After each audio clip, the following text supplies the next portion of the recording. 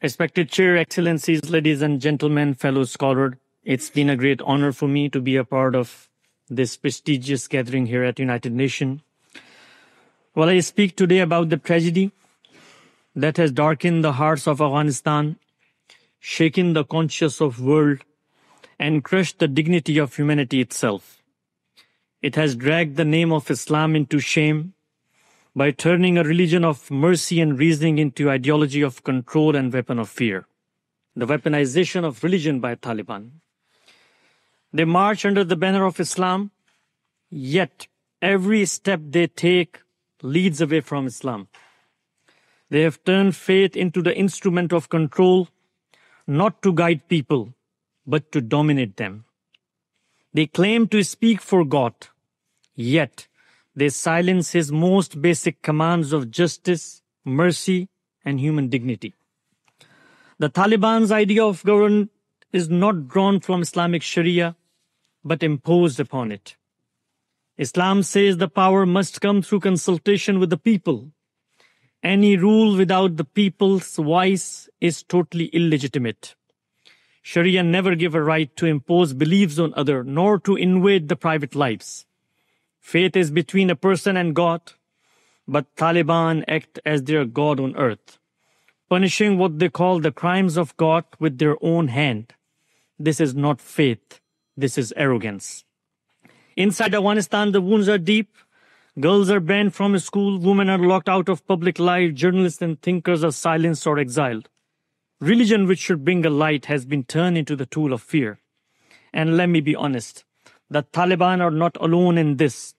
Their ideology survives because many still hold onto the same outdated interpretations. The Taliban draw their argument from a tradition that too many scholars have left unchallenged.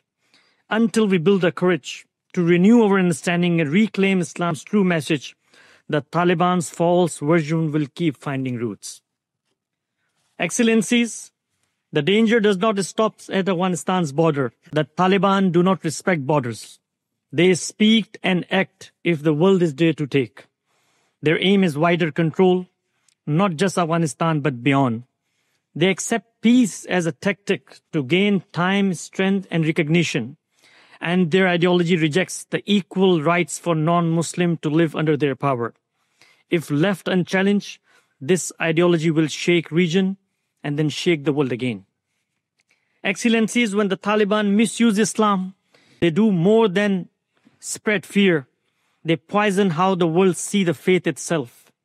Many people begin to think, if this is religion, then it cannot be the word of God. They make harder for Muslims everywhere to live in peace. They saw mistrust between communities. They turned religion of peace into the headline of terror. This is not just Afghanistan's crisis. It's a global crisis. The Taliban way is not Islam. It's a tribal culture dressed as Islam. The true Islam gives a principle to adjust to the modern political developments, justice, consultation, and human dignity. But the Taliban make it impossible for Muslims to assure the world that we are not in a clash of civilization. We have own value system, but it does not stand against freedom, democracy, and human progress. And let me be clear, the Taliban cannot be defeated by bullets and B-2 bombers alone. The real battle is a battle of ideas.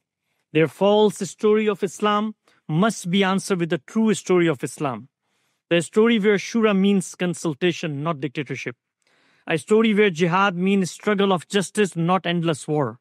A story where Sharia means path of goodness, not chain of oppression. Their false story must be met with the scholarship, education, and lived example of mercy and justice. This is not abstract. It's written in the blood. More than 70,000 innocent people in my own country, Pakistan, has been killed by this violence by Taliban. Mother, father, children, their world destroyed in a moment. This is what happened when religion is turned into the engine of oppression. Excellencies, the Taliban have turned faith into fear. They have stolen the future of Afghan and threatened the peace of world. But another future is possible. That future will not come by silence or by force alone. It will come when we strike the roots of their ideology. When we build a counter-narrative louder than their false claim, is stronger than their misuse of scripture, and closer to the heart of ordinary people. If we answer distortion with truth, if we stand beside the oppressed with courage, and if we replace fear with education and freedom, then the Taliban false religion will collapse. And from that ruin, hope will arise again for Afghanistan, for our region, and for the world. Excellencies, I belong to the generation that has inherited both hope of renewal and scars of extremism. I have studied the Quran in depth, and I have witnessed how its message of mercy has been twisted into the weapon of fear. But believe me, truth, courage, and knowledge are stronger than the fear. And if we unite around the truth, new future will rise, future of dignity, justice, and peace. Thank you very much.